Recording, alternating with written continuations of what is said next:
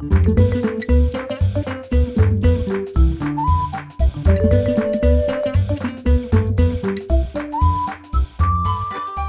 amigos, ¿cómo están? Hey guys, welcome back to the Language Tutor Spanish series.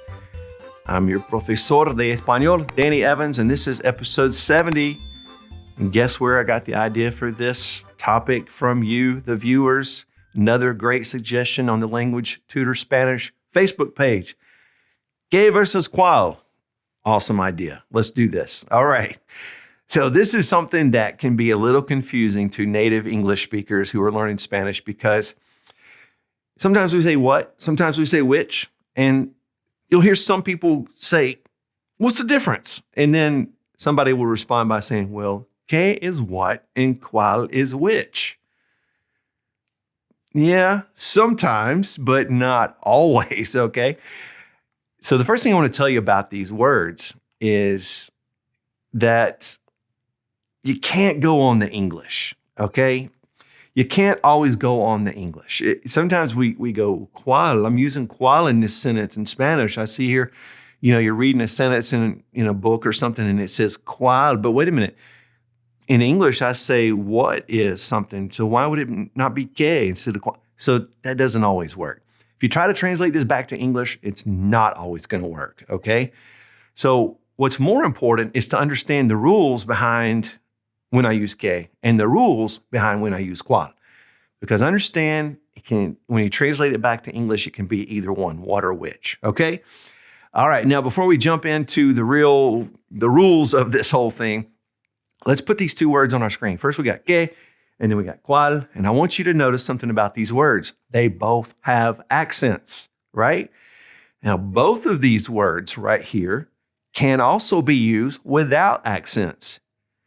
But they change the meaning and they're used a little bit different. They're used in a different way.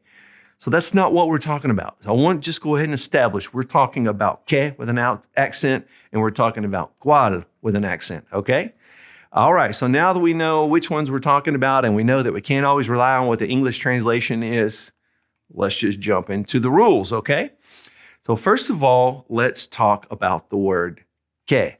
All right, now I want you to know that que is always que, whether it's singular or plural. All right, so it's always going to be que. Here's an example. If I say, ¿de qué color es tu carro? What color is your car? Well, that's que. Or if I say, ¿qué hora es? Okay, still que. And if I say something plural, like, ¿de qué color son sus zapatos? What color are her shoes? It's still que. Okay, so it doesn't matter what you're talking about, if it's singular or plural. It's always going to be que. But now, cual, we can make plural. All right? So if we say cual in the plural like this, we have cuales. Cuales. But that accent still stays there, okay? So that's something you can go ahead and just put in your brain. Always going to use an accent with these two words, no matter what. All right, here we go. Now let's start talking about the rules behind que.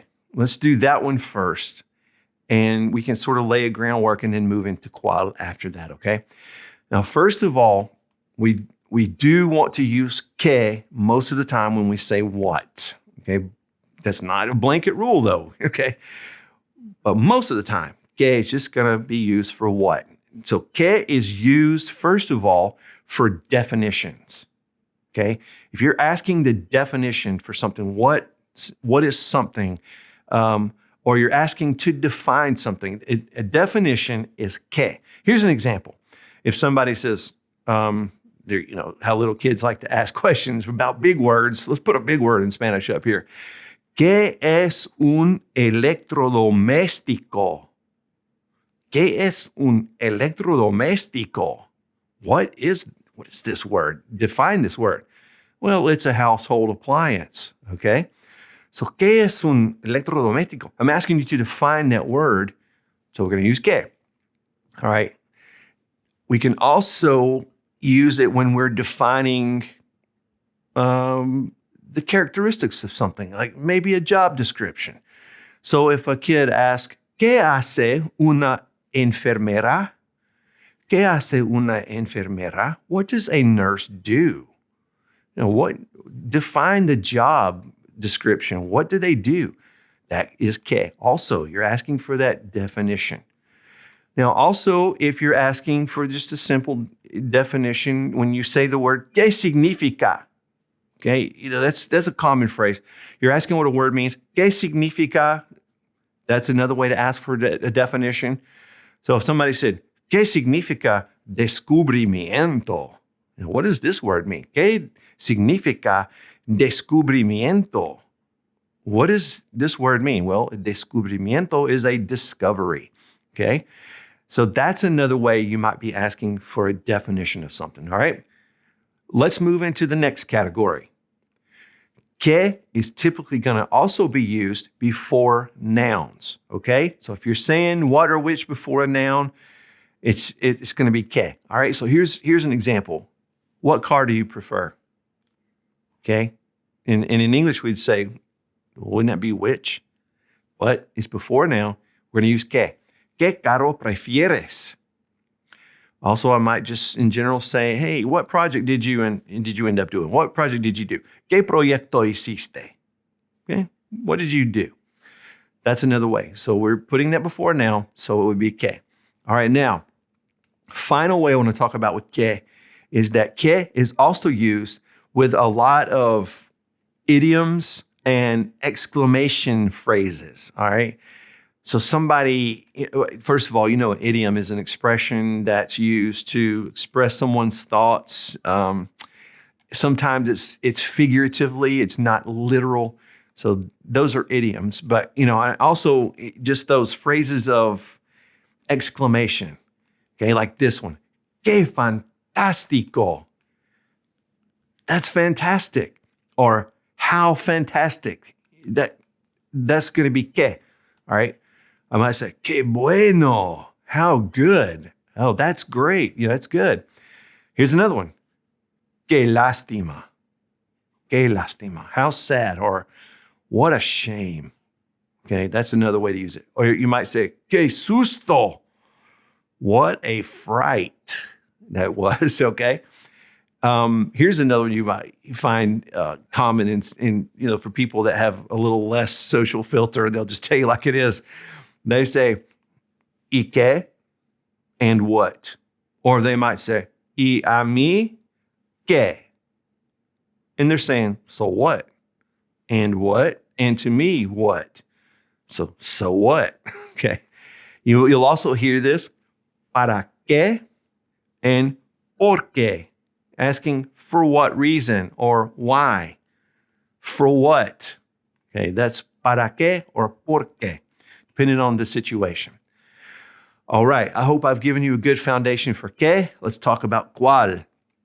This is typically used before the verb ser, okay, unless you're asking for a definition. Okay, so if I'm not asking for a definition, it's before ser, it's going to be cual, okay? So that's something you kind of have to separate. With ser, I got to make a choice here, okay? Before a definition, que. If not a definition, cual. Here's an example. What is your phone number?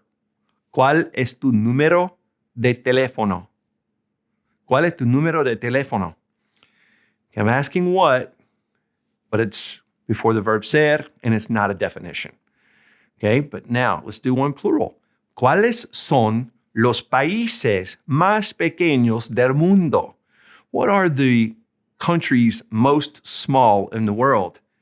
So what are the smallest countries in the world? That's how we word that. So ¿cuáles son los países más pequeños del mundo?